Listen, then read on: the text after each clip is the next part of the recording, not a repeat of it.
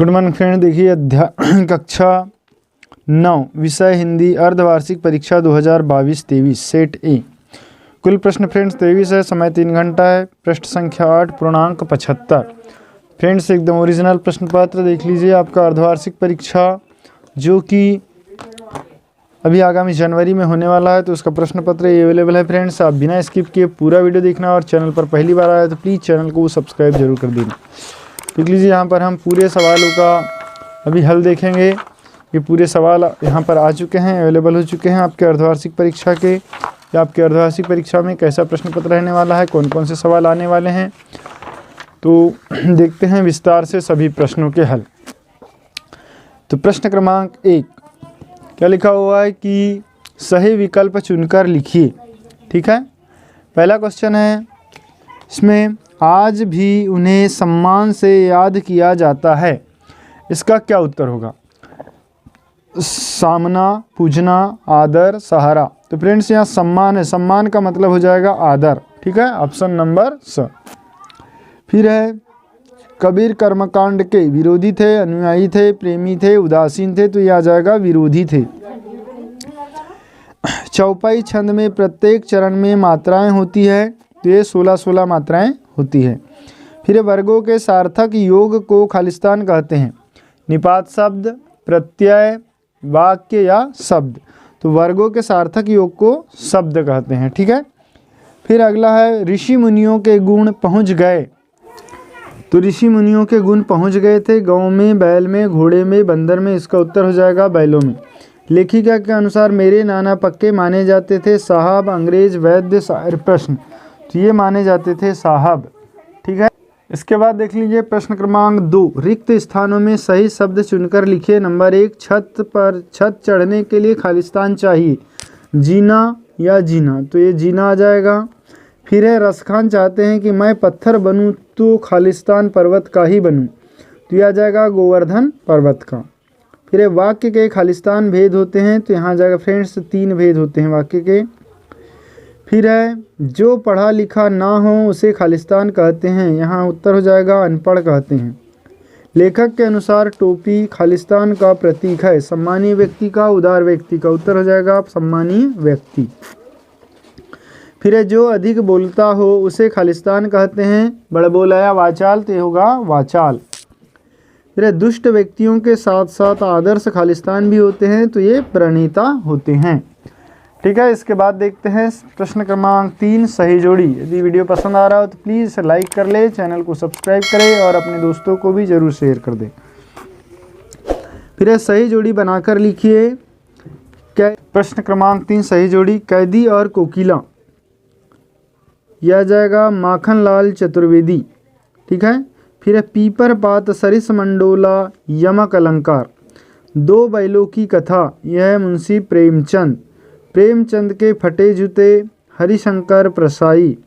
फिर बादल, बादल का हो जाएगा घन। और मेरे संग की औरतें, ये होगा मृदुला गर्ग। ठीक है फ्रेंड्स, तो ये सही जोड़ी आपकी कंप्लीट होती है। इसके बाद प्रश्न क्रमांक 4 देख लेते हैं। चौथे में लिखा है सत्य असत्य लिखिए। रसखान गोकुल में जन्म लेना चाहते थे, तो ये बिल्कुल सत्य होगा। फिर खंडकाव्य की कथा वस्तु विस्तृत होती है, ये असत्य है। फिर प्रेमचंद के जूते फटे थे, ये बिल्कुल सही है। मोटाई शब्द में ई प्रत्यय जुड़ा है, ये असत्य है क्योंकि मोटाई इसमें आई प्रत्यय जुड़ा हुआ है। ठीक है, फिर है लोकोक्ति का अर्थ है लोक में प्रचलित उक्ति, ये भी बिल्कुल सत्य है। फिर नानी के मन में स्वयं की आज़ादी के प्रति जुनून था, ये स्वयं की आज़ादी के प्रति नहीं, पूरे देश की आज़ादी के प्रति जुनून था, यह सत्य। फिर फ्रेंड्स प्रश्न क्रमांक 5 देखते हैं। प्रश्न 5 में लिखा है एक वाक्य में उत्तर दीजिए। तो कैदियों के हाथों में क्या होता था? तो इसका उत्तर हो जाएगा कैदियों के हाथों में हथकड़ी होती थी। फिर वर्गों की बार बार आवृत्ति होने पर कौन सा अलंकार होता है? तो यहाँ पर अनुप्रास अलंकार होता है। फिर है लेखक के अनुसार प्रेमचंद किसके साथ फ़ोटो खिंचवा रहे थे? तो प्रेमचंद जो है अपनी पत्नी के साथ फ़ोटो खिंचवा रहे थे। फिर महाकाव्य में कम से कम कितने सर्ग होते हैं? तो कम से कम 8 सर्ग होते हैं। कबीर की प्रमुख रचना कौन सी है? तो इसमें आ जाएगा सबद, साखी, बीजक इत्यादि। ठीक है, तो बीजक हो जाएगी प्रमुख रचना। अन्य भाषाओं के संपर्क के कारण हिंदी में आने वाले शब्द क्या कहलाते हैं? तो ये कहलाएंगे विदेशज शब्द। फिर है लेखिका मृदुला गर्ग ने अपनी नानी को क्यों नहीं देखा? तो लेखिका मृदुला गर्ग ने अपनी नानी को इसलिए नहीं देखा क्योंकि वह मर चुकी थी, उसका देहांत हो चुका था। फिर देख लेते हैं कि आपके सवाल कैसे रहने वाले हैं। जैसे यहाँ दिया हुआ है कि कवि रसखान पशु, पक्षी और पहाड़ के रूप में श्री कृष्ण का सानिध्य क्यों प्राप्त करना चाहते थे? कवि को कोयल से ईर्ष्या क्यों हो रही है? पद्य साहित्य के इतिहास को कितने काल में विभाजित किया गया है? नाम लिखिए या भक्ति काल के 2 कवियों और उनकी रचना का नाम लिखिए। ठीक है, नेक्स्ट क्वेश्चन है रसखान के काव्यों की काव्यगत विशेषता लिखिए अथवा माखनलाल चतुर्वेदी की काव्य की काव्यगत विशेषता लिखिए। प्रश्न 9 है वीर रस की परिभाषा उदाहरण सहित लिखिए अथवा शांत रस की परिभाषा उदाहरण सहित लिखिए।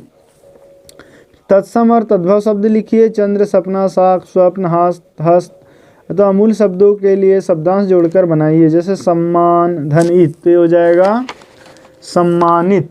ठीक है, फिर हो जाएगा गरीब, धन ई बराबर ये होगा गरीबी। फिर है लकड़ धन हारा बराबर लकड़हारा। अगला है कड़वा धन हट बराबर कड़वाहट हो जाएगा। प्रश्न 11 है छोटी बच्ची को बैलों के प्रति प्रेम क्यों उमड़ आया अथवा आज की उपभोक्तावादी संस्कृति हमारे दैनिक जीवन में क्यों आवश्यक है? नाटक एवं एकांकी में 2 अंतर लिखिए अथवा कहानी और उपन्यास के 2 अंतर लिखिए। हरिशंकर प्रसाई के साहित्य भाषा की शैली लिखिए अथवा श्यामचरण दुबे के साहित्य की भाषा शैली लिखिए। निपात शब्द किसे कहते हैं? उदाहरण लिखिए अथवा विलोम शब्द किसे कहते हैं? उदाहरण दीजिए। फिर मेरे संग की आवृत्ति पाठ के आधार पर लिखिए कि जीवन में कैसे इंसानों को अधिक श्रद्धा भाव से देखा जाता है अथवा लेखिका मृदुला गर्ग अपनी नानी के व्यक्तित्व से क्यों प्रभावित थी। फिर प्रश्न 16 रस का अर्थ स्पष्ट करते हुए करुण रस की परिभाषा उदाहरण सहित लिखिए अथवा अलंकार का अर्थ स्पष्ट करते हुए रूपक अलंकार की परिभाषा उदाहरण सहित लिखिए। फ्रेंड्स ये सभी सवाल हैं। जैसे अगला है मुहावरा, गदगद होना मतलब बहुत ही खुश होना। फिर वाक्य में प्रयोग कर लें तो राम, यहाँ लिख सकते हैं आप कि राम परीक्षा में 95% बनाने के कारण वह गदगद हो गया। फिर है बंगले झाँकना, बगले झाँकना मतलब ताकना, ताकते रह जाना। ईंट का जवाब पत्थर से देना मतलब ठोस जवाब देना। ठीक है, दिए गए विराम चिन्हों का प्रयोग करने के लिए कोई भी वाक्य बना सकते हैं। जैसे इसको आप बना सकते हैं कि आपका नाम क्या है, तो प्रश्नवाचक लग जाएगा। ठीक है, फिर है ये स्मृतिबोधक चिन्ह यहाँ पर आप लिख सकते हैं। यहाँ अल्प विराम है तो जैसे कोई भी वाक्य आप लिखते हैं तो वहाँ अल्प विराम लगा सकते हैं। स्मृतिबोधक चिन्ह में आप लिख सकते हैं वाव कितना सुंदर है, इस टाइप का। ठीक है, फिर 2 मित्रों के बीच अर्धवार्षिक परीक्षा की तैयारी पर संवाद या बातचीत लिखिए। बस और रेलगाड़ी के अपनी यात्रा की हो तो उस यात्रा में अनुच्छेद अपने शब्दों में लिखिए। अपठित गद्यांश को पढ़कर नीचे दिए गए प्रश्नों के उत्तर लिखिए। अपठित गद्यांश पढ़ना है और उसके बारे में उत्तर लिखना है। ठीक इसी प्रकार ये सवाल दिए हुए हैं फ्रेंड्स। तो वीडियो अच्छा लगा हो तो प्लीज़ इसे लाइक कर ले, चैनल को सब्सक्राइब करें और बेल आइकन की घंटी को ज़रूर पेश करना। अब देख लेते हैं अगला कि और क्या क्या दिए हुए हैं लास्ट में। जैसे यहाँ पर और दिया हुआ है गद्यांश की संदर्भ सहित व्याख्या करना है। 2 बैलों वाले पाठ से दिया हुआ है, इसमें आप लिखना है प्रसंग में कि ये किस पाठ का है और संदर्भ में इसमें किसके बारे में लिखा है और फिर उसका व्याख्या करना है। ठीक है, उसी प्रकार अपने विद्यालय के प्राचार्य को शाला शुल्क से मुक्ति हेतु आवेदन पत्र लिखिए अथवा वार्षिक परीक्षा की तैयारी का उल्लेख करते हुए पिताजी को पत्र लिखिए। प्रश्न 23 में दिया हुआ है निबंध लिखना है आपको निम्नलिखित टॉपिक पर। जैसे विज्ञान का चमत्कार हो गया, जीवन में अनुशासन का महत्व, मेरा प्रिय राष्ट्रीय पर्व, जल ही जीवन है या विद्यालय का वार्षिक उत्सव। तो फ्रेंड्स ये था आपका हिंदी का प्रश्न पत्र। यदि बाकी विषय के भी आप प्रश्न पत्र चाहते हैं तो उसका लिंक आपको डिस्क्रिप्शन में प्रोवाइड करा दिया जाएगा। इसके लिए आप चैनल को सब्सक्राइब कर लें और नीचे डिस्क्रिप्शन में देख सकते हैं बाकी प्रश्नों के प्रश्न पत्र। ठीक है, वीडियो पसंद आया तो प्लीज़ लाइक कर ले, चैनल को सब्सक्राइब करें और बेल आइकन घंटी को जरूर प्रेस कर ले। Thanks for watching.